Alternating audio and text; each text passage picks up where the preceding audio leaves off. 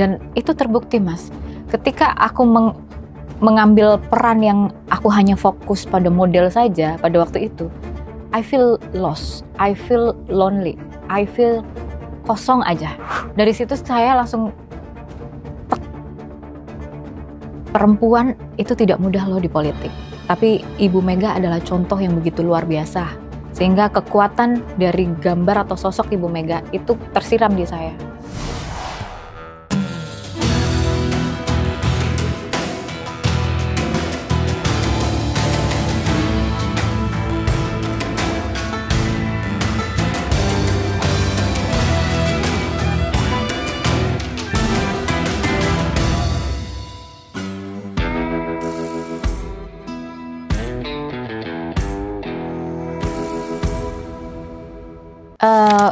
Kalau dulu saya itu memulai karir itu kan benar-benar dari bawah banget ya.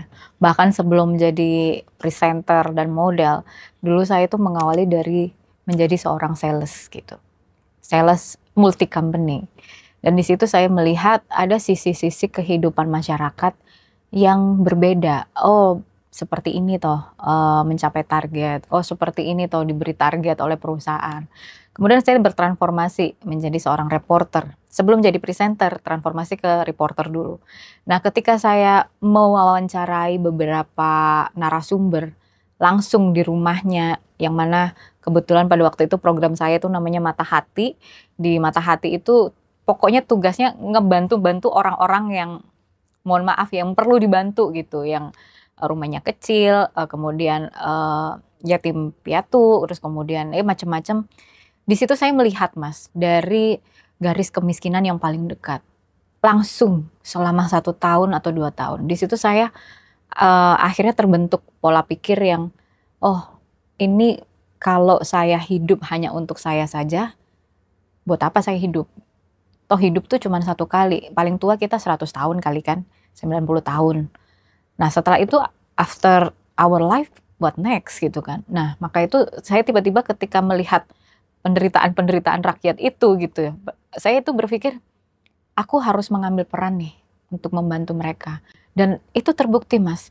Ketika aku mengambil peran yang aku hanya fokus pada model saja pada waktu itu, I feel lost, I feel lonely, I feel kosong aja. Tapi ketika aku bisa help other people, improve other people, aku ngerasa benar-benar alive gitu, benar-benar hidup. Nah di situ aku jadi tahu, oh ternyata memang this is my passion untuk help other people. Dan aku rasa ya cara satu-satunya terbaik membantu orang get into the politics gitu. Nah tapi kan tantangannya menjadi satu aja, mau menjadi political person yang deskriptif atau yang substantif. Nah untuk menghindari agar tidak menjadi deskriptif, maka saya harus benar-benar mulai dari bawah. Even misalnya orang-orang berpikir bahwa saya punya suami bupati, saya punya suami kepala daerah, saya merem aja udah jadi. Tapi Mas tahu nggak, saya tuh benar-benar memulai sampai hari ini saya duduk mendapatkan seat. Itu saya tidak pernah menjual satu pun bahwa saya itu istri bupati. Saya selalu turun ke bawah dan itu bisa dilihat di sosial media, di jejak digital. Bahkan bisa datang ditanyakan di dapil saya bahwa saya sudah memulai bahkan jauh sebelum saya running the election. Mungkin pada tahun 2010, mulai dari reporter, saya turun terjun langsung ke bawah. Itu saya tidak dalam berkampanye, tapi saya turun.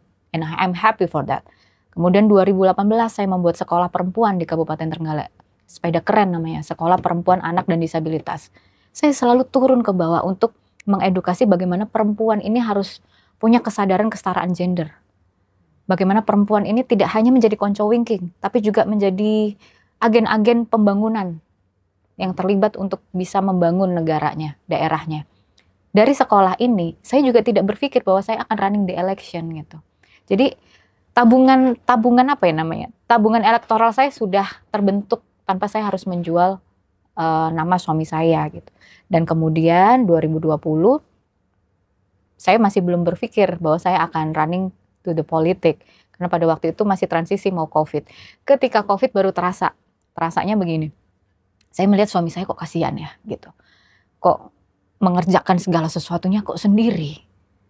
Bahkan sering banget pakai uang pribadi untuk membantu daerahnya, karena APBD kita very sangat rendah sekali.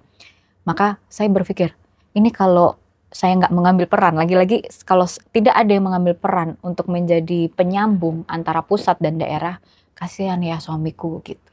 Terus saya akhirnya berbicara sama suami pada waktu itu, saya ke DPR RI ya gitu. Biar apa? Ya, at least I can help you to connect. Karena dana di pusat kan ya banyak ya, tapi tidak semua daerah bisa connect APBN kita yang begitu luar biasa. That's why beranjak dari obrolan itu, ya saya dapat restu, oke.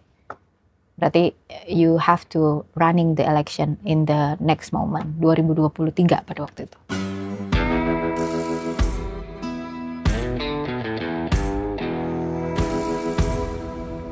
Sejak saat itu saya baca buku gitu tentang ilmu politik, teori politik, tentang undang-undang, udah memang diniatin dari situ.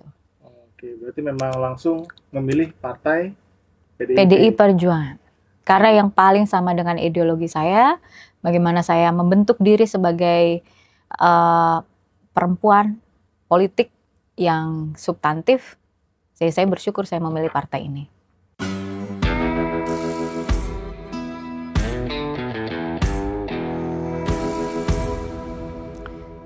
Yang menguatkan saya justru ketika saya melihat sosok Ibu Mega pada waktu itu. Jadi saya itu kan hanya perempuan biasa yang tidak pernah mendengar Ibu Mega berpidato, menyambut atau menyampaikan topik selama itu. Kan Ibu pada waktu itu menyampaikan topik kurang lebih 3 jam tanpa berhenti sama sekali, tanpa minum sama sekali. Dan setiap kata demi kata itu sangat penuh dengan makna. Jadi substantifnya itu penuh banget, dagingnya itu ada banget gitu. Dari situ saya langsung perempuan itu tidak mudah loh di politik. Tapi Ibu Mega adalah contoh yang begitu luar biasa. Sehingga kekuatan dari gambar atau sosok Ibu Mega itu tersiram di saya. Jadi itu yang menguatkan saya, bukan masalah akan berhasil atau nggak berhasil. Kita harus tahu sendiri, tahu dulu. Kita maju di politik itu bukan berhasil dapat kursinya, tapi kita di politik itu mau apa sih sebenarnya tujuannya gitu.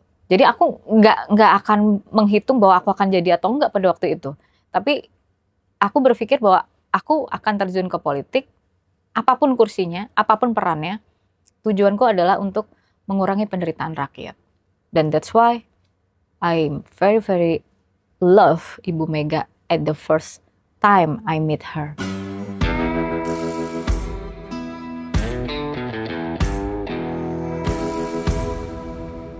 Kalau kampanye tahun ini agak sedikit berbeda dengan tahun-tahun sebelumnya. Sebenarnya kalau kampanye saya nggak pertama juga ini Mas, karena udah dari 2015 pada waktu itu masih berat-beratnya, saya baru melahirkan, anak saya masih 1 bulan, saya accompany suami untuk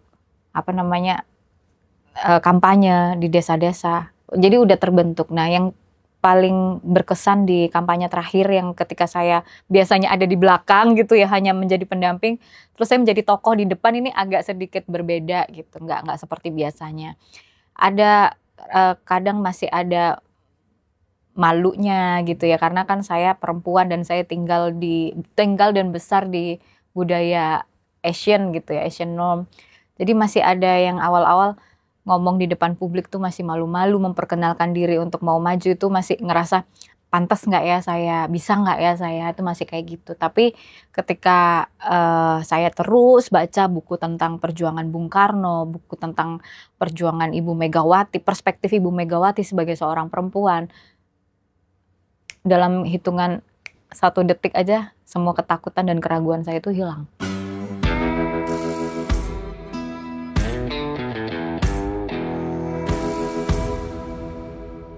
Alhamdulillah very supportive. Anak-anak saya sangat support karena mereka itu melihat I'm proud being my daughter gitu ya, my son. Saya tuh percaya Mas, ada penelitian yang menyebutkan bahwa anak yang cerdas, anak yang punya masa depan baik itu dibesarkan dari ibu yang produktif.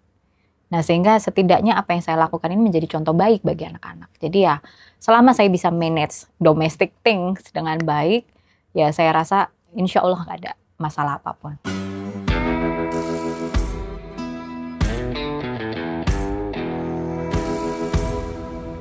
karena perspektif eksekutif dan legislatif berbeda ya.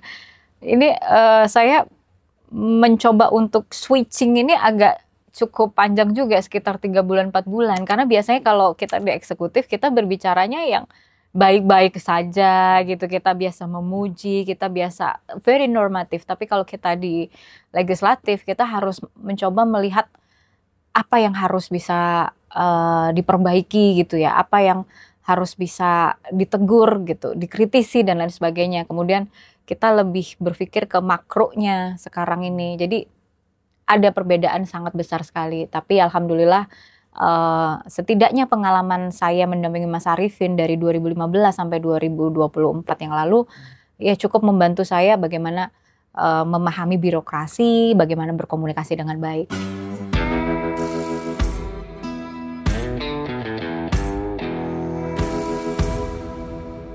Jujur, being real, not trying to be like by other person. Jangan berusaha untuk disukai, tapi berusaha untuk menjadi real, the real me. Sehingga I will be authentic. Jadi aku merasa itu value yang menguatkan ya. Karena ketika kita berada di pusaran politik di Gedung Senayan ini, kalau kita tidak memahami real diri kita itu, kita akan ikut arus. Dimana arus ini kan banyak pintu-pintunya, ada yang warna macam-macam ini kan, tapi dengan ada value ini saya merasa oke, saya di sini tuh bukan karena jabatan, saya di sini karena I have to work, aku harus bekerja untuk siapa? Untuk masyarakat. Kedua, value-nya adalah dimanapun saya berada, mata saya selalu tertuju pada Trenggalek, Ponorogo, Magetan, Pacitan, Ngawi, Dapil 7 Jawa Timur, dapil saya. Sehingga saya tidak mudah silau terhadap apa yang ada di kota besar ini gitu ya. Jadi ya itu membuat saya being humble ya, still being humble, selalu sama, nggak ada perubahan. Jadi kalau teman-teman saya melihat saya yang dulu sama sekarang, saya rasa ya saya berusaha untuk selalu sama gitu, menjadi orang yang sama.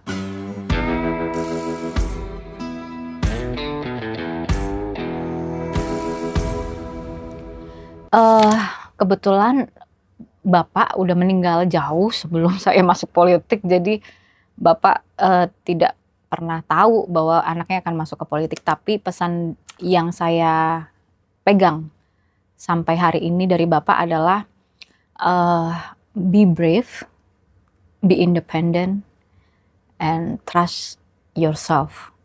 Jadi 3 ini yang menurut saya, oke, kita sebagai perempuan tuh kita harus tetap punya mimpi. Even kita akan menjadi ibu rumah tangga atau menjadi ibu, tapi tolong kodrat ini tidak menghancur leburkan mimpi kita sebagai manusia. Karena apakah itu perempuan atau laki-laki, we are human, kita manusia yang sebenarnya kita sama. Tinggal bagaimana menemukan partner yang bisa saling melengkapi dan jalan bersama. Dan ini yang ternyata bisa menemukan partner ya. Maksudnya membuat saya menemukan partner. Saya lihat pertama kali bertemu dengan Mas Arifin bukan how we can love each other, tapi bagaimana saya bisa melihat visi misinya dia sama nggak sama saya. Kira-kira ketika saya mengutarakan mimpi saya akan dikekang nggak? Saya akan dibatasi apa enggak? Dia akan menghormati batasan-batasan saya atau enggak? Dan ya itu yang membuat saya menemukan partner yang menurut saya sesuai ya. Dan value dari Bapak saya ini saya pegang. Tapi kalau untuk masuk ke politik, saya cuman dipesanin oleh orang tua saya, perbanyak bekerja, kurangi berbicara.